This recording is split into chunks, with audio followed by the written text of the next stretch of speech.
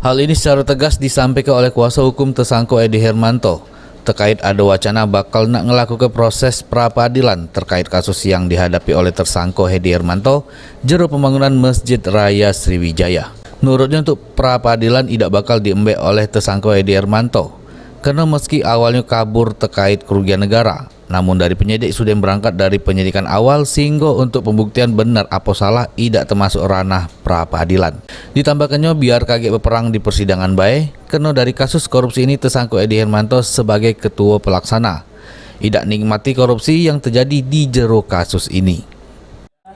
Tidak ada rencana untuk pra-peradilan, walaupun memang ada orang yang berpikir bahwa ini masih kabur masalah kerugian negara, senyatanya masih belum diselidiki.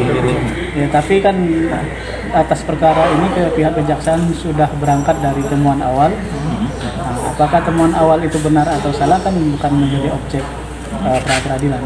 Maka itu saja kita tunggu, silakan lengkapi saja, kita siap adu dalil-dalilnya di pokok perkara.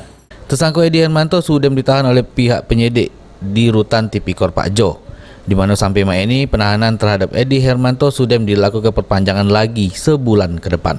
Sri Febriandi, PAL TV.